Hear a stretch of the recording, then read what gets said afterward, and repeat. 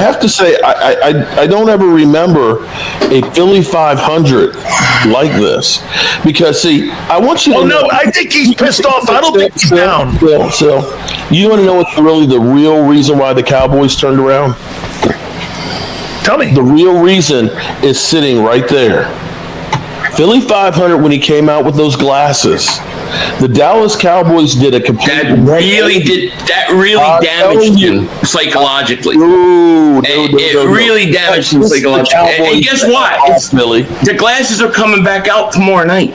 Please, they've been great for us, buddy. They've been great because from that here we go, the Dallas Cowboys have been on a tear, and they went up that ass, as you would say. They double moonwalk, they triple moonwalk you. And look at you, you sad sack of shit just sitting there. You can't say a damn thing. But I'll be nice.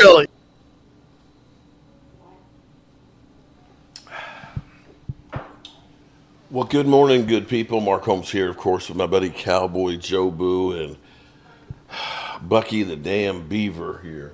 Yeah, he's fell out. And the Funky Chicken, he's leaning up on Joe Boo. It was a rough night last night, but I'm going to say we're not anywhere different than where we've been. We've been on this roller coaster ride that has literally been a nightmare from the highest of highs to the lowest of lows. And last night, I just wanted to get off the damn thing because it was literally making me nauseated. But the reality is this team's not ready. And it started 2 years ago when Jerry Jones said, we're all in, and proceeded the process of gutting the team and getting rid of the coaching staff. What we ended up having last night was typically what's happened to the Dallas Cowboys. We had a hard time running the football. We had a hard time stopping the football.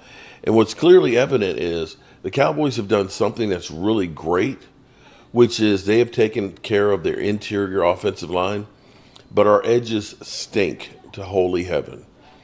Here's the thing. If you go back and you look at Kansas City with Chris Jones, you look at the Eagles where the Cowboys literally broke the Eagles. Two teams that are really, really strong. Sorry, I'm choking like the Cowboys last night. Really strong in the middle. The Cowboys neutralized them.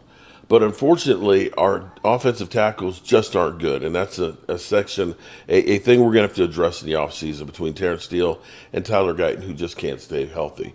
The interior of that offensive line is strong. But unfortunately, Dak Prescott's running for his life last night, and you weren't able to pick up the yards the way that we had been. The Cowboys, the defense, God, I literally kept seeing Jamar Gibbs just running, and just seeing him, just seeing the Lions. I kept waking up, looking outside the snow, and just seeing the Lions just going up and down the field on it. Our defense reverted. So it's kind of like, will the real Dallas Cowboys defense stand up? Because I don't know what they are at the moment. We got beat down badly. And, you know, I kind of had this sinking feeling that, I don't want to say Stephen A. Smith, what can go wrong will go wrong. But when everybody all of a sudden gets on the Dallas Cowboys hype train, that everybody's talking about how good they are, they're the best team in the NFC, nobody wants to play them, that's when I start to worry, because it always seems like that's when we get disappointed. The reality is when the season started, when we let go Micah Parsons, when we started over with the all-new coaching staff, I said if we get 9 or 10 wins this season, it'll have been a good season because we are literally starting over. If I look at Mike McCarthy's first season where we went 6-10, if I look at Jimmy Johnson's first season where we went 1-15, we're ahead of the curve with Brian Schottenheimer. You've got some players that you look at that are really, really good, and it's not enough yet. But you can see them building something. So don't get upset, because the NFL didn't do us any favors. If you had said in the offseason that you're going to play, because when you looked at the schedule, you said we got Murderers Row. We knew we had the Eagles, we had Kansas City, we had the Lions. And people were predicting that we're going to lose all 3 of those games. When we were 3-5, you could 3-5-1. You could look at that and say, "Man, we're not going to win a single game." We won 2 of those. So don't hang your head, and don't let anybody come in here and tell you that you're a choker. You put those 3 games right there in front of anybody, I guarantee very few of them will win 3 of them. That's a fact. And put on top of that, you played those 3 games in 11 days. So all of these cockroach Eagle fans that are coming at me and talking about, it's December, Dak's choking. I can't really lay that game on Dak Prescott alone. I really can't. The turnovers, which the last interception, the game was already done. The turnovers, the fumble by Ferguson, the tip from George Pickens, the way the offensive line did not block, the defense that gave up 44 points. If your sole thing is Dak Prescott sucks, then you just hate Dak Prescott, or you don't understand football. I'm going to go to Brian Schottenheimer's press conference after the game. I did not see it last night. I literally did watch the game, was out doing my fireside chat as Eagle fans were calling me because Philly 500 put my phone number out there. Thanks a lot, buddy, because I was getting calls all night long. Appreciate it, Philly. I don't know. We're just going to keep playing. We don't control who wins and loses. We just control what we can do. I'm really proud of the group. I told them that, 4 games, 17 days, battled their asses off. Proud of them. We knew tonight that it was going to come down to a couple things. We knew we had to take care of the football and take it away. We didn't do a very good job with that. And then we knew we had to win the trenches, and we didn't really do that. So I thought they played hard, gave up too many explosives, and then, of course, just couldn't. When we'd get a little momentum, we just couldn't get a stop. And so the complementary football wasn't what it's been over the last couple weeks. And when you play a good football team like this on the road, unfortunately, when you do that, it's going to be hard to win.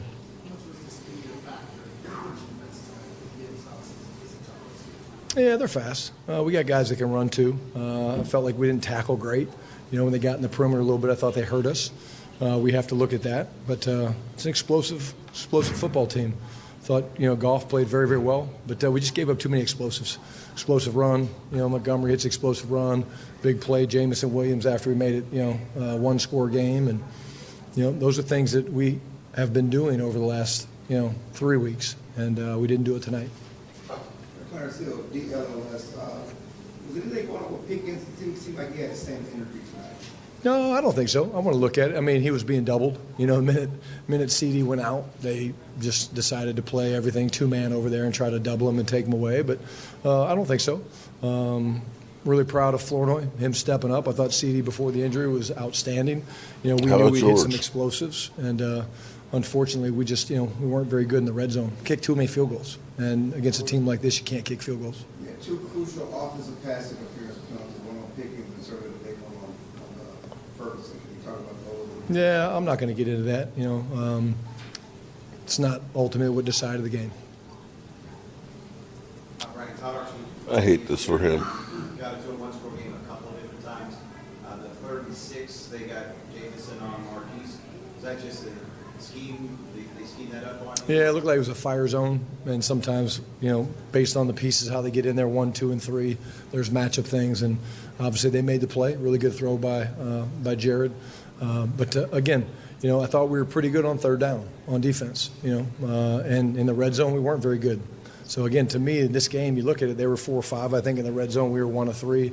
We're kicking field goals, they're scoring touchdowns, and again, when you play on the road against a really good football team, you can't do that. And unfortunately, that's why we stand here tonight. When you look at the pressure that Dak was under, were you surprised that the way that they were attacking up front, or is that how they go? No, that's the way they play. I mean, this team has a play style that I really respect. I really respect Dan and the job he and his staff do. Told Coach Shepard after the game, ton of respect for him. First year coordinator, and they gave us a bunch of fits, especially early in the first half. We were struggling to kind of find our rhythm in the first half. Thought we made some good adjustments coming out of half, but Hutchinson, McNeil, I think Muhammad had 3 tonight. And You're not going to win many football games when you're doing that. Yeah, concussion. Saw him, talked to him after the game, and he'll be in the protocol. How much of a factor do you think your guys' special teams covered critically on kickoffs where it seemed like there was a great field position for the Lions most of the night? Yeah, for sure. The field position felt like it was, I don't know the numbers off the top of my head, but they seemed to be starting around the 40. We certainly didn't cover very well. And I thought that that kind of flipped the field. We gave them a bunch of short fields, and we have to look at why that was. And we'll do that. Certainly an area for us to clean up. Tommy Yards, Cowboys.com. It's 2 weeks in a row now that Turpin's got the fair catch and only call against him. What goes into fixing that and just with the messages to him on the sideline to kind of try to take that away? Is that backing up for almost the safety on the second drive? Yeah, again, Turp knows better than that. It's pretty simple, Tommy. Just don't do it. I mean, if you put Too your many hand up, you mistakes. can't run. If you declare for the fair catch, you gotta be clear and decisive with it. And if you do, then don't run. You mentioned 4 games and however many days it was. 17. You finally have a long break now. How much do you feel like that's needed? Again, we'd keep playing. I mean, we're ready. We'll play anybody, anywhere. It doesn't change because you lose to the Detroit Lions when you don't play very good. We did not play very good tonight, and that's why we lost. I'd love to play them again tomorrow if they'd let us. They're not going to let us do that. So we do have a little bit of time. Like somebody asked me the other day, we can dive into a little bit of self-scout stuff, over these next couple days and clean some things up. But the biggest thing we got to clean up is the turnovers on offense. We're loose with the ball, and it's got to be better. Yeah. I think Cal shot Alex for you. The game started out, looked like they were almost not even trying to run on you. And you had a lot of pressure on them off early. How did you feel like that turned into a night where you gave up 44 points? Yeah, again, I agree with you. I thought early on, we ended up holding them in the first drive, but I thought we got great hits on them. And the one thing Jared does a really good job of, if you watch him, he'll throw the ball away at the feet of the guys and not get sacks, but we were rushing him really well. I thought they made some good adjustments. They started chipping us a lot, trying to slow down our games. And, they got the ball on the perimeter quite a bit on us, Tim, which kind of hurt us. Little dump passes out there to Jameer Gibbs and Jameson Williams and those guys. I thought Jared made some great throws all night. A few times we had tight coverage, and he put the ball in the one spot we couldn't make the play. There was some confusion in the way the ref announced your challenge, final challenge. Yeah. Did you think you had the right challenge? We did, yeah. We thought he was out of bounds, and we knew that we were going to use a timeout anyway, so it was worth just throwing the challenge flag. But, yeah, I guess I'm 0 for 1. It's another loss tonight. Yeah, he ain't happy. Obviously, you don't want to try to find field goals in the like that. Can you talk about the performance from your kicker, not just tonight, especially today? Yeah, he's incredible. I don't know. I'm sure he set another record tonight. He's just an incredible kicker. We certainly don't want to do that. We pride ourselves on being able to score points and touchdowns, and we certainly have the guys to do that. But Brandon is he's a incredible. machine.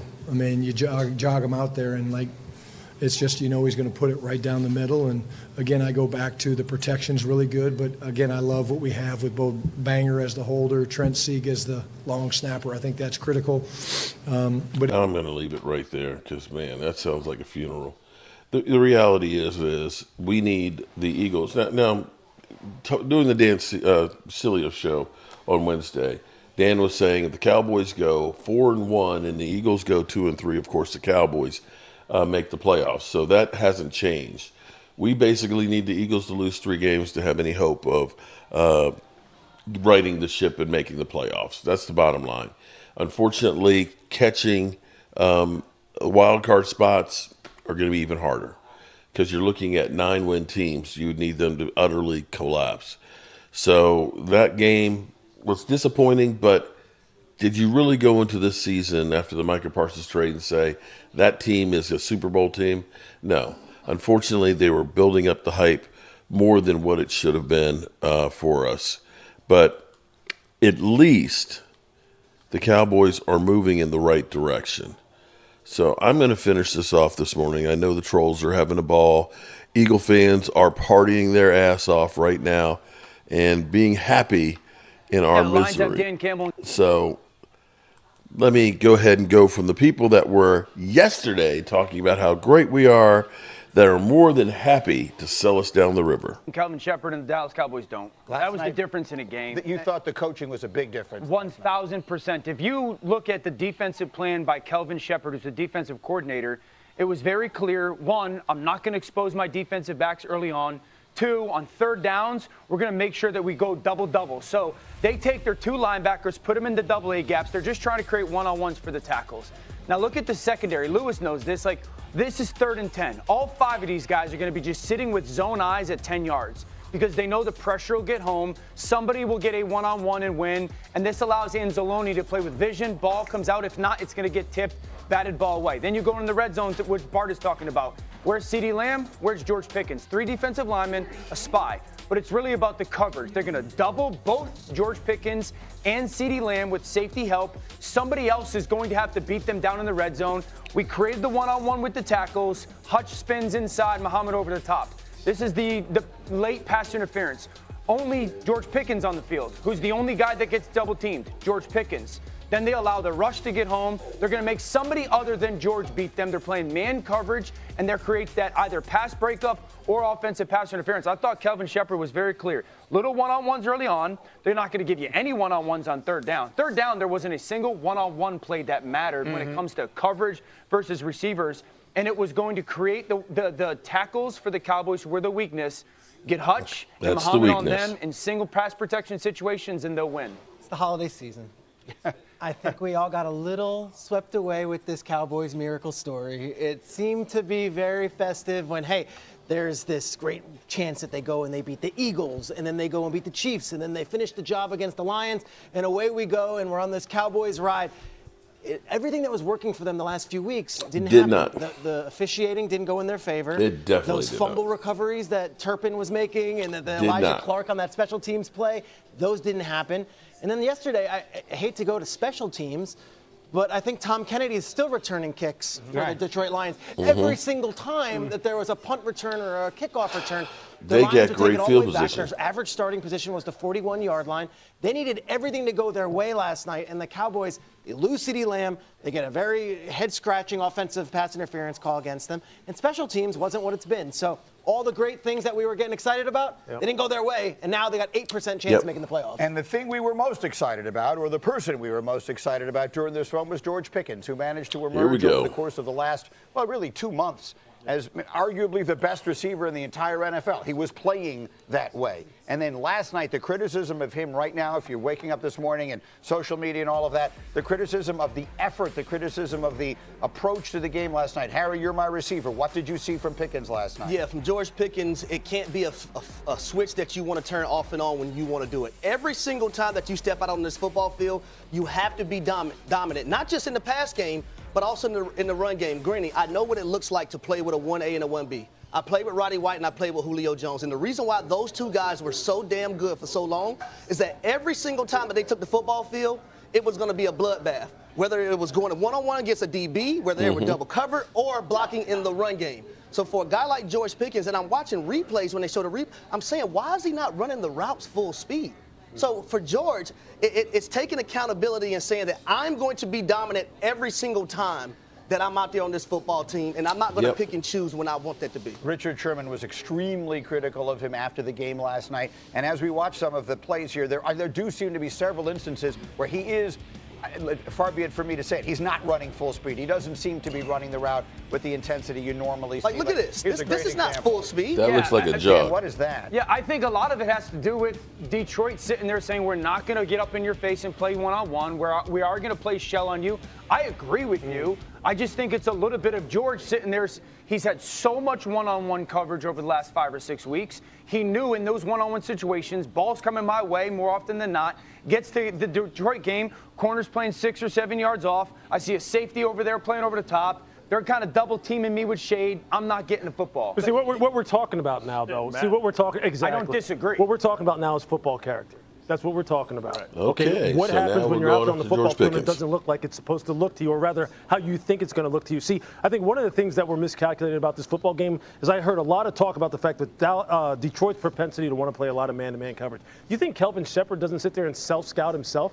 You think he's going to go out there and just go, hey, you know what? We're just going to play across the board one-on-one against George Pickens, who's been lighting up everybody all season long? Of course he's going to change it up. And George, you're going to have to adjust. I said, Jameson Williams looks like Jerry Rice out there, the way he ran that curl route. He looks like he's flying down the field to run a 9-ball, and he puts on the brakes like that. He was doing that throughout the entire game, no matter if he was getting the ball or not.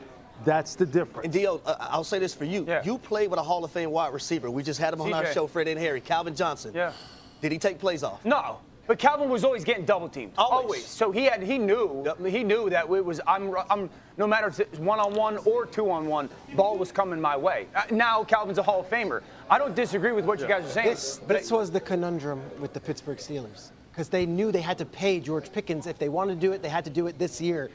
And that was the version that they would sometimes see. And now the Cowboys are placed in that same position. But if not now, then when? If a guy's up for a big-time contract, it's the biggest game of the year on the biggest stage, and that's what you get, you have to say buyer beware. Good point. Yeah. Listen, I lean more towards crediting Detroit for the plan. Detroit treated George Pickens and CeeDee Lamb like Jamar Chase and T. Higgins. You know, they said, we are not going to let you two beat us. And that was the exact game plan that Kelvin Shepard did against those two guys. Correct. I got to hold this thought here, take a short break. We have much more to come on all this because it's...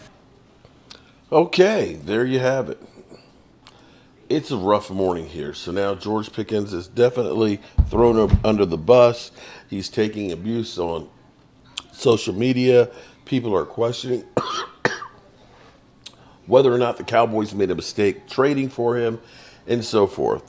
That's what happens when you lose. That's what happens when you lose. Everybody questions everything. The reality is you had two teams that were both playing for the playoff lives. And, mistakes will kill you. The Cowboys made a lot more mistakes than the Detroit Lions. The special teams were giving up great field position. They averaged getting the ball on the 41-yard line. You turned over the ball multiple times. And your defense left you wanting on third down. It's a recipe for disaster. There's not one thing that you can point to in this one. This was maybe the Cowboys believed their own headlines, that they've been getting so much love that they just thought they had to just show up and we were going to win. But this is the NFL. From 1 week to the next, you can be the worst team in the NFL or the best team. We'll see what happens when they come out in the next 10 days. They got plenty of time to think about it and to work on it. As always, I appreciate each and every one of you guys. And don't forget to say happy birthday to my wife. Peace out.